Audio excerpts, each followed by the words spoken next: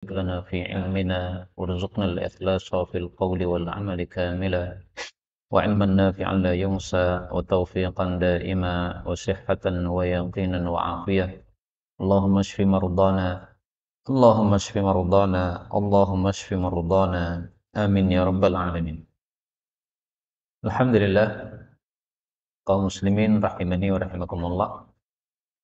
Kita lanjutkan pengajian kitab Al-Arba'in fil Jum'ah karya Mbah Imam Ghazali Al-Jawi rahimahullahu ta'ala.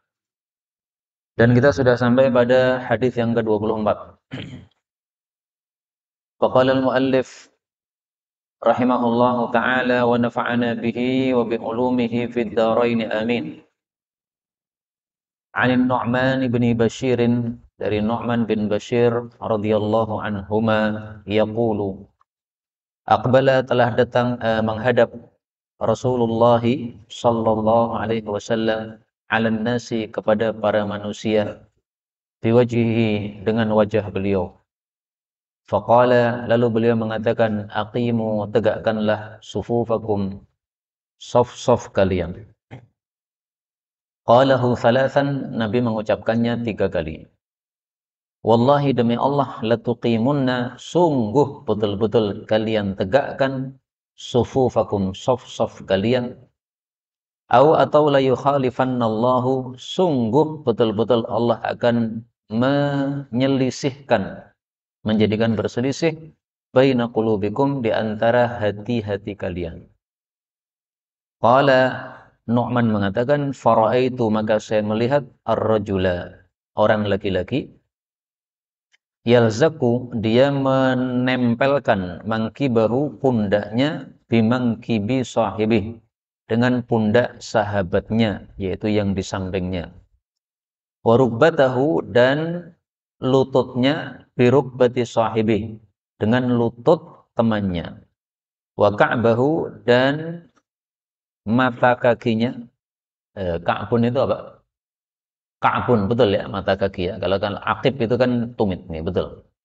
Wa ka'bahu, dan mata kakinya, bi ka'bihi, dengan mata kaki sahabatnya. Hadis diriwayatkan oleh Abu Dawud. Kaum muslimin rahimani wa rahimakumullah. Hadis ini menunjukkan beberapa hal. Yang pertama, aqbala, Rasulullah menghadap. Jadi imam sebelum memulai takbir, hendaklah dia menghadap kepada para jamaah untuk mengatur shaf.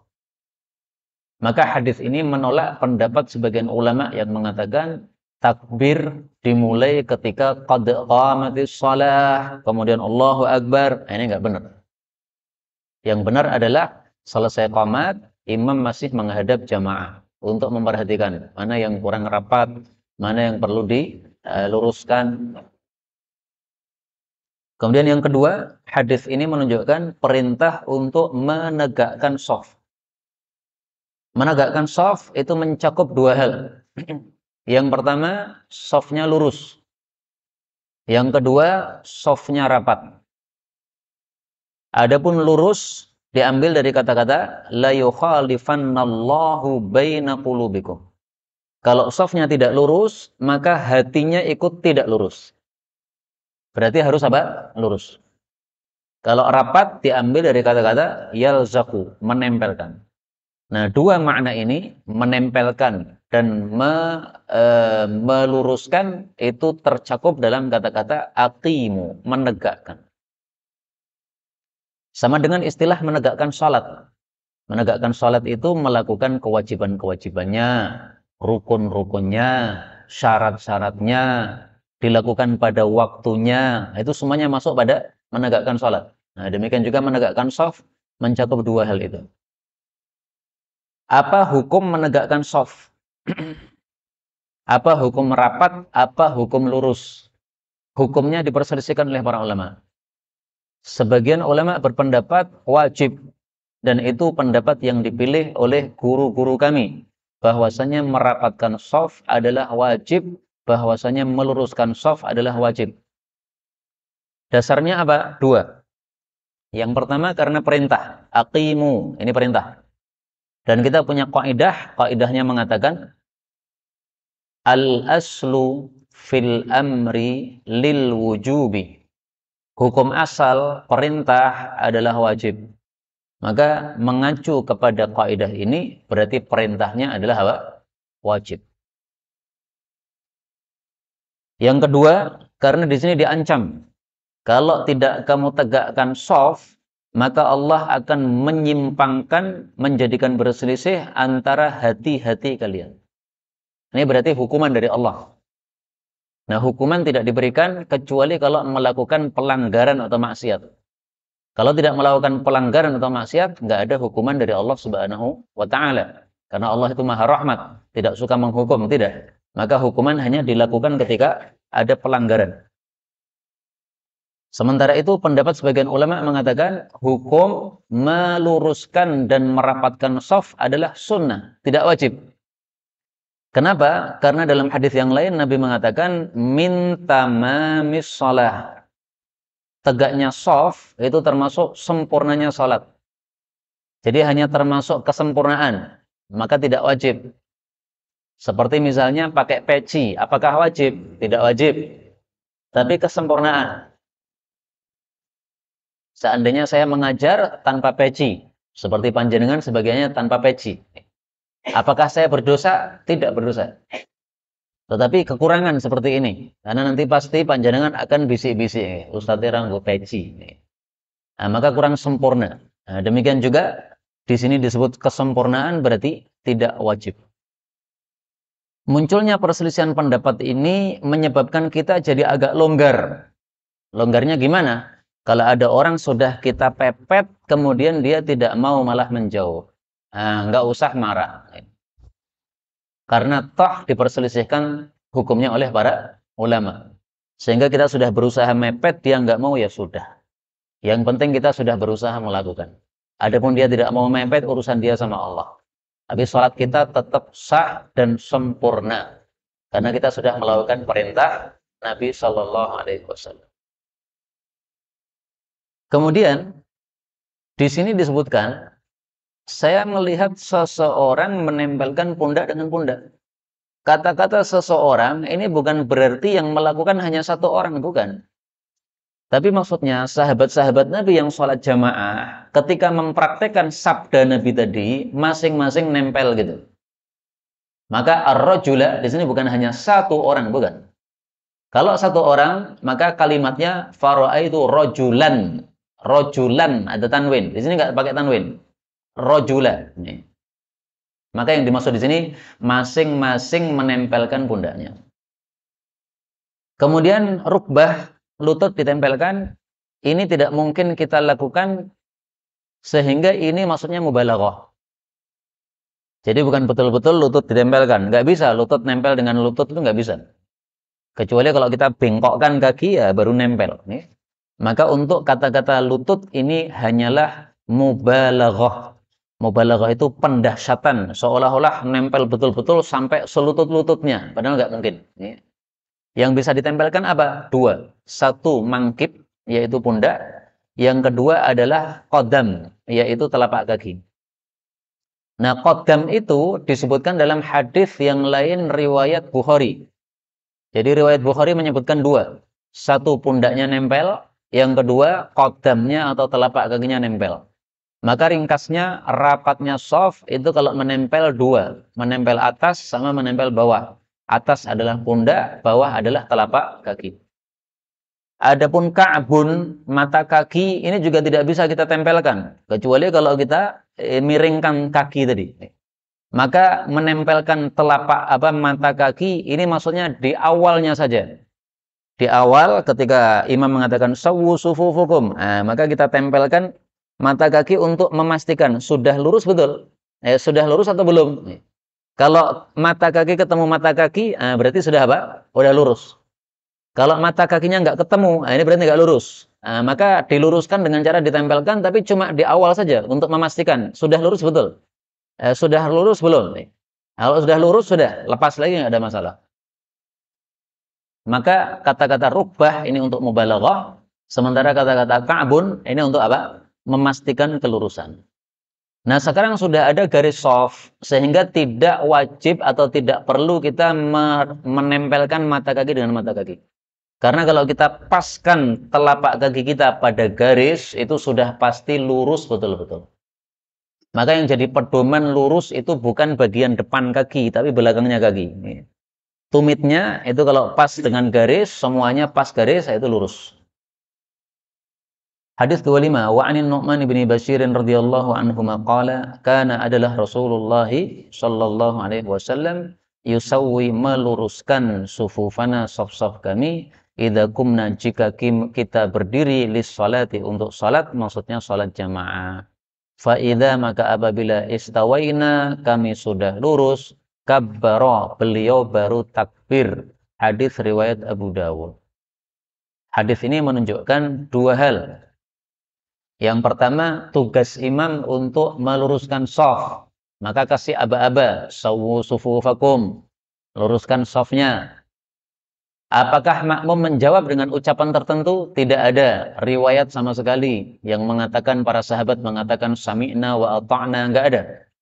Sehingga lebih utama tidak menjawab apa-apa. Sami'na wa ata'na dipraktekkan dalam apa? Perbuatan. Seperti para sahabat, mereka tidak ada yang mengatakan sami'na wa ata'na, tapi langsung dipraktekkan. Tapi kalau ada orang mengatakan sami'na wa ata'na, gimana? Ya menurut saya tidak sampai kepada bid'ah. Tapi lebih utama mana? Diam, mempraktekkan, atau ngomong? Menurut saya lebih utama diam, mempraktekkan. Kenapa? Itulah yang dilakukan oleh para sahabat. Sehingga saya tidak sarankan mengatakan apa? Sami'na wa ata'na. Enggak usah pakai sami'na wa ata'na, yang penting dilakukan itu sudah sami'na wa ata'na. Enggak usah diomongkan. Yang kedua, menunjukkan bahwasanya mulainya takbir itu adalah setelah shafnya lurus. Sehingga kalau shafnya belum lurus, diluruskan dulu. Baru sudah lurus, takbir. Hadis 26. Wa an Anas bin Malik radhiyallahu anhu anna Nabiyya sallallahu alaihi wasallam kana adalah biasanya yusalli melakukan salat al-jumu'ah atau salat Jumat hina ketika tamilu tergelincir asyamsu matahari. Hadis diriwayatkan oleh Al-Imam Al-Bukhari. Hadis ini menunjukkan bahwa salat Jumat waktunya sama dengan salat duhur, yaitu ketika sudah tergelincir matahari. Dan ini adalah pendapat jumhur atau mayoritas ulama. Menyelisih mereka adalah mazhab Hambali. Menurut mazhab Hambali, sholat Jumat sah pada as-sa'ah as-sadisah, jam yang ke-6. Jam yang ke-6 maksudnya adalah dihitung dari terbit matahari. Itu jam pertama. Maka kira-kira jam 6 sampai jam 7 ini jam pertama. 7 sampai 8 jam kedua. 8 sampai 9 ketiga. 9 sampai 10 4. 10 sampai 11 5. 11 sampai 12 6. Nah, maka menurut mazhab Hambali as-sa'atus sadisah, jam yang ke-6 yaitu jam 11 sampai jam 12 itu sudah sah untuk melakukan sholat Jumat. Padahal jam ke-6 itu belum tergelincir matahari. Matahari tergelincirnya jam yang ke-7 biasanya. Nah, maka di sini terjadi perselisihan pendapat para ulama. Mana yang kita pilih? Lebih bagus kita memilih pendapat mayoritas ulama. Karena biasanya benar itu lebih pada yang terbanyak di antara para ulama. Demikian juga karena hadis ini sahih, hina tamilu, ketika matahari sudah tergelincir. Sekarang hadisnya mengatakan tergelincir. Kenapa mazhab Hambali berpendapat boleh pada jam yang ke-6? Karena ada hadis yang lain.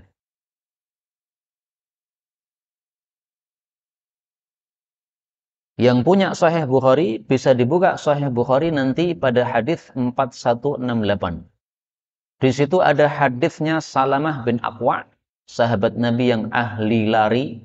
Dia kalau lari bisa mengalahkan kuda dan onta, padahal dia pakai kaki.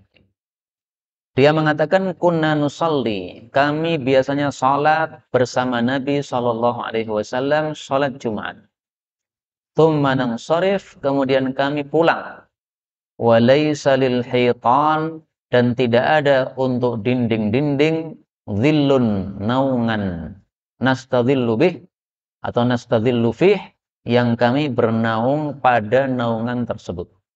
Kalau riwayat Muslim nastadhillu bih, kalau riwayat Bukhari nastadhillu fih. Nah, di sini disebutkan tidak ada naungan pada dinding-dinding. Berarti ketika sholat Jumat belum tergelincir matahari. Karena pas pulang saja dinding belum ada apa? Naungan. Matahari kalau tepat di atas kepala kan tidak ada naungan kan? Tapi begitu tergelincir ke arah barat, nah baru tembok itu ada naungan, ada bayangannya. Nah, maka inilah dasarnya mazhab Hambali yang mengatakan boleh sholat Jumat jam ke-6, yaitu mulai jam 11 dan seterusnya. Tapi ini dijawab oleh mayoritas para ulama. Perhatikan kata-kata dhillun nastadhillu fi. Tembok tidak memiliki bayangan yang bisa kita gunakan untuk naungan. Artinya bayangannya sudah ada, tapi sedikit. Karena sedikit, maka belum bisa untuk layah-layah bernaung di situ. Masih ada panas yang ngenai kita. Artinya, hadis ini tidak bertentangan dengan hadis yang kita baca tadi, hina tamilu, ketika tergelincir. Jadi, sholat Jumat tetap nunggu tergelincir matahari. Tapi di awal waktu. Nah, sehingga selesai Jumat, matahari sudah tergelincir, sudah ada bayangan pada tembok, tapi bayangannya baru sedikit. Kenapa baru sedikit? Karena sholat Jumatnya di awal waktu. Jadi masing-masing punya hujjah. Kalau Imam Ahmad pada kata-kata dhillun, tidak ada naungan, berarti belum tergelincir. Kalau mayoritas ulama pada kata-kata nastadhillu fi, naungannya belum bisa digunakan untuk bernaung. Artinya sudah ada naungan, berarti sudah tergelincir. Pendapat yang lain, mazhab Maliki. Imam Malik berpendapat salat Jumat boleh sebelum tergelincir. Khutbah Jumat boleh sebelum tergelincir. Yang penting salatnya sudah tergelincir matahari. Jadi misalnya tergelincir matahari jam 12 kurang 10 menit. Kemudian imam naik mimbar jam 12 kurang seperempat. Kemudian azan. Berarti azannya 5 menit sebelum apa? Masuk waktu sholat. Nggak apa-apa. Yang penting nanti turun dari mimbar, melakukan sholat Jumat, itu sudah masuk waktu sholat. Jadi ada berapa? 3 pendapat. Wallahu a'lam bishawab. Inilah yang dapat kita pelajari. Benarnya dari Allah. Kalaupun ada salahnya, fa astaghfirullahaladzim li wa lakum. Sisa waktu boleh soal jawab.